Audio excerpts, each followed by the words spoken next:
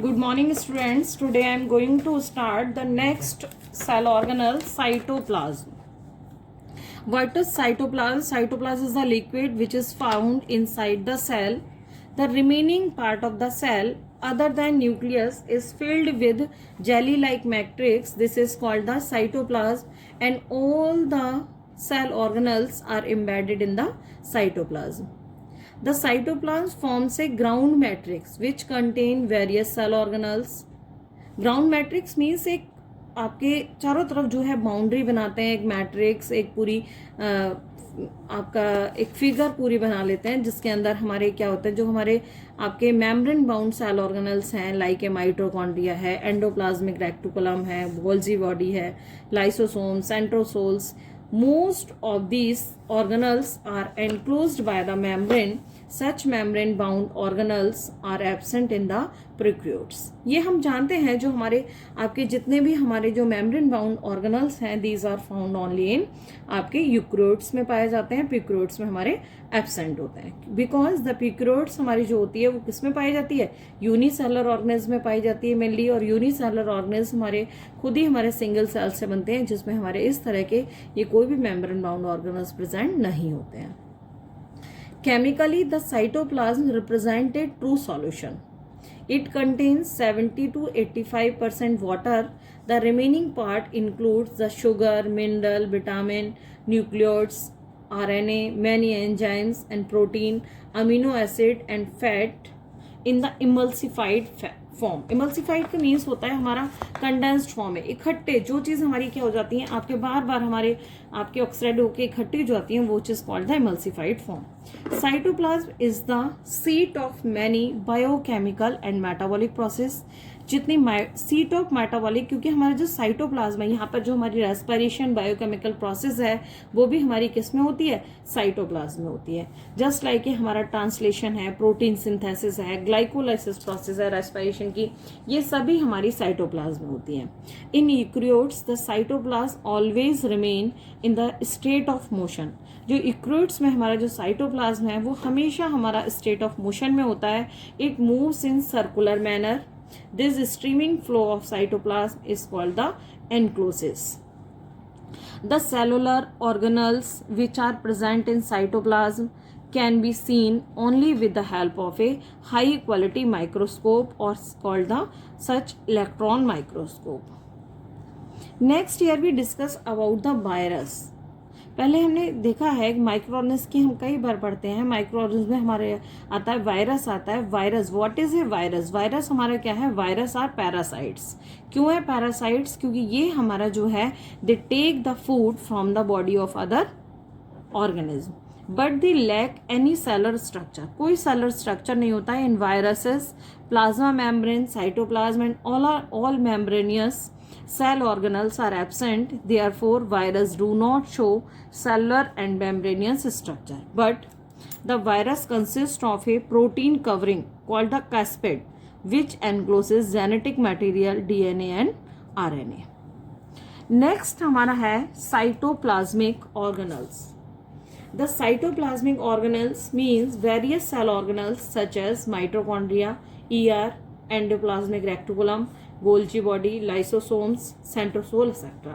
Various functions of the cell depend upon the activity of these organelles. The structure and function of these organelles have been described. Here we first discuss about the endoplasmic reticulum ER. Endoplasmic reticulum is found in all living cells except prokaryotes and mature mammalian RBC. हमारी आपके prokaryotes की बार बार मैंने बताया कि prokaryote तो हमारी unicellular organism में हमारी सेल पाई जाती है, तो वहाँ तो होते ही नहीं है. दूसरा हमारा ये मैच्योर जो mammalian everyone know about it ना. आरबीसी आपके रेड ब्लड सेल्स में भी हमारी नहीं पाई जाती हैं. Endoplasmic reticulum is called so as it forms an extensive membranous network of tubes and sheet with the cytoplasm structure. This is the structure of endoplasmic reticulum. It is a large network of membrane bound tubes and sheet. It consists of three principal forms. First one cistern, number two vessels, and third one is tubules. Cistern are broad, flat, elongated, parallel sac. Cistern are the, ये हमारी है broad है, parallel है, आपके elongated sacs होते हैं. And vessels are spherical in shape. Vessels हमारी ये जो है हमारे केस में स्फेरिकल शेप, आपके छोटे छोटे से आपके ये स्फेरिकल शेप में हमारी होती है. And tubules are branch tube like the spaces. The structure of endoplasmic reticulum membrane is almost similar to that of plasma membrane जैसा होता है. It is a extensive network spread through out the cytoplasm. Type of endoplasmic reticulum. Endoplasmic reticulum are two types. First one is smooth endoplasmic reticulum and second is the rough endoplasmic reticulum. जो smooth endoplasmic reticulum है, it does not contain ribosomes. Ribosomes are the small granules होते हैं जो surface पर पाए जाते हैं, जिसकी वजह से सरफेस अगर हमारे किसी सरफेस पे अगर हमारे छोटे छोटे ग्रैनुअल्स हैं तो उसकी सरफेस जो होती है क्या होती है, स्मूथ नहीं होती है, रफ हो जाती है. तो स्मूथ एंडोप्लाज्मिक रेक्टिकुलम में हमारे ग्रैनुअल्स नहीं पाए जाते हैं, राइबोसोम्स हमारे प्रेजेंट नहीं होते हैं, जिसकी वजह से इसकी सरफेस जो है वो स्मूथ होती है. इसका मेन फंक्शन होता है हमारा स्मूथ एंडोप्लाज्मिक रेक्टिकुलम का कि ये हमारी इन्वॉल्व होती है formation of lipid and asteroids की. लिपिड फॉर्मेशन होती है और एस्ट्रॉइड होती है. नेक्स्ट हमारा आता है रफ एंडोप्लाज्मिक रेक्टिकुलम. यहाँ पर इसमें हमारे जो रफ एंडोप्लाज्मिक रेक्टिकुलम है, इसकी सरफेस पर हमारे स्मॉल ग्रैनुअल्स राइबोसोम्स के पाए जाते हैं, जिसकी वजह से इसकी सरफेस जो है वो रफ होती है. और इसका मेन फंक्शन होता है, इट हेल्प करती है ये प्रोटीन सिंथेसिस में. Function of endoplasmic reticulum, common function, it help in transport of material within the cell. Second, it has a cytoplasmic framework to provide surface and various metabolic activities. It is help to protein synthesis and it involved to the synthesis of fat molecules like lipid and steroids. In liver cell, SER plays a crucial role in deoxifying many poison and drugs. Conversion of glycogen into glucose is helped by ER. Difference between SER and RER. SER, smooth endoplasmic reticulum, and the rough endoplasmic reticulum. First, it does not bear ribosomes. Rough, it bear ribosomes on its surface.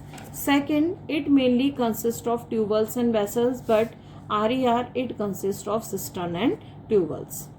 SER, it mainly serves to synthesize glycogen, lipids and steroids, means the fat molecules. It mainly help in the synthesis of protein and enzymes. It usually not attached to the nuclear membrane, but it is usually attached to the nuclear membrane. Second organelle आता है हमारा Golgi apparatus and the Golgi body. It is a complex and the vessels and tubules. ये हमारी complex vessels होती हैं या tubules होती हैं. ये मेन हमारा जो इनका main assembly factory of the cells, ये हमारी जो सेल्स हैं उनको असेंबल करने का, इकट्ठा करने का काम करती हैं. Where different raw material are assembled to get a final shape. जहाँ पर हमारे बहुत सारी शेल्स जो हैं रॉ मटेरियल जो है मिल जाता है और फिर उसको एक फाइनलाइज करके एक शेप दे दी जाती है.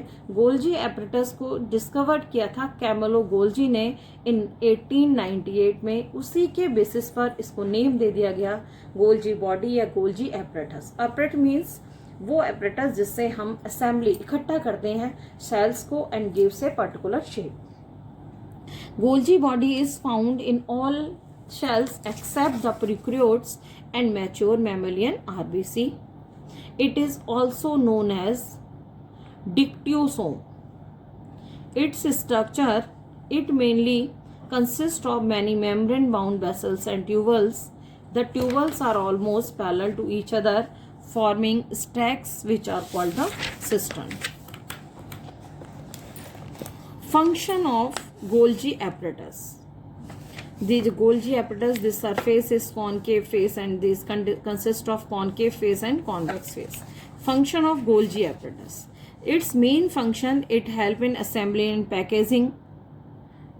Second, it help in formation of lysosomes. Third, it help in complex sugar formation, and third one, it helps in secretion of the some substances. Next organelle is lysosomes. ये हमारा बहुत common है, जिसको हम बोलते हैं लाइसोसोम्स को. आपका इसका दूसरा नाम इसको कहा जाता है सुसाइडल बैग, डाइजेस्टिव बैग आपके. अब हमारा इसको लाइसोसोम्स को, हमारे लाइसोसोम्स को सुसाइडल बैग या डाइजेस्टिव बैग क्यों कहा जाता है?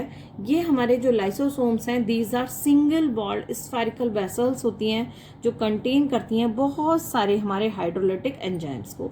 इनके पास ऐसे एंजाइम्स होते हैं जो हमारी बॉडी में, जो हमारे वॉर्न आउट, जो हमारे खराब हो गए हैं शेल, आपके बेकार हो गए हैं, डेड हो गए हैं, उन शेल्स को ये क्या कर जाती हैं, सबको डाइजेस्ट कर जाती हैं. इसलिए इनको गार्बेज डिस्पोजल सिस्टम भी कहते हैं. ये हमारे आपका ये शेल जो हमारे लाइसोसोम है, इसको डिस्कवर किया था क्रिश्चियन डी ड्यूब ने. These are present in all living cells except bacteria. ये सभी लिविंग शेल्स में पाई जाती हैं बैक्टीरिया को छोड़ के. These form kind of garbage disposal system of the cells. अब इनके पास हमारे it has the hydrolytic enzymes और द डाइजेस्टिव एंजाइम्स. लाइसोसोम्स में हमारे हाइड्रोलिटिक और डाइजेस्टिव एंजाइम्स होते हैं, जिनका मेन फंक्शन होता है हमारा कि अगर हमारी कोई भी हमारी बॉडी में कहीं पर कोई सेल्स हमारे डेड हो गए हैं, तो उनको ये क्या कर जाती हैं, खुद डाइजेस्ट कर जाती हैं और हमारी जो सेल को क्लीन कर देती हैं. Structure: lysosomes are single membrane bound vessels which contain very strong hydrolytic digestive enzymes. Function of lysosomes: the main function of lysosomes is digestion of material that's entered the cell, and hence these are also called the digestive bags.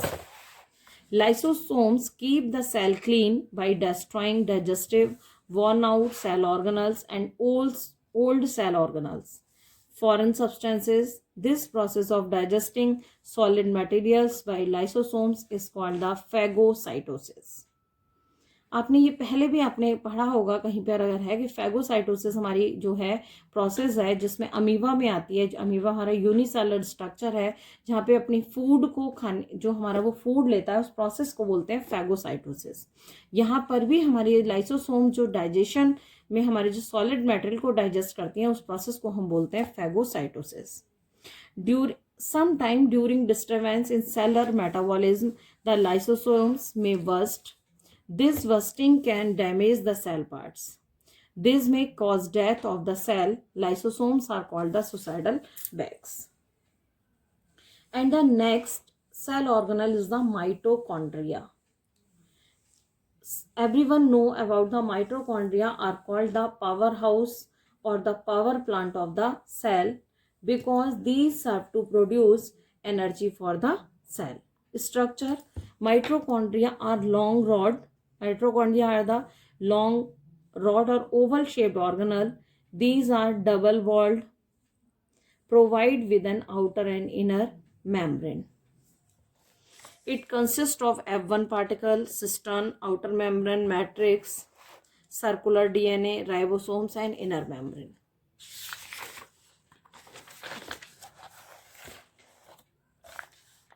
The inner membrane has many enfolding called the cistern.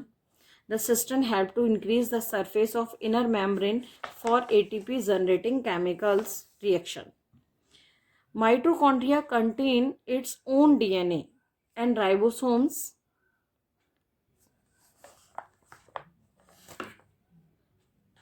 Because of this, some of the proteins required by the mitochondrion are synthesized within the mitochondrion itself.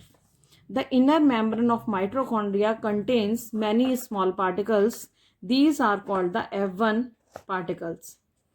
F1 particles are embedded in the surface of inner membrane and produce the ATP, adenosine triphosphate. Function of mitochondria: its main function is to manufacture the ATP, means the energy molecule for the cell, so it is called the powerhouse of the cell. ATP is also called the energy currency of the cell.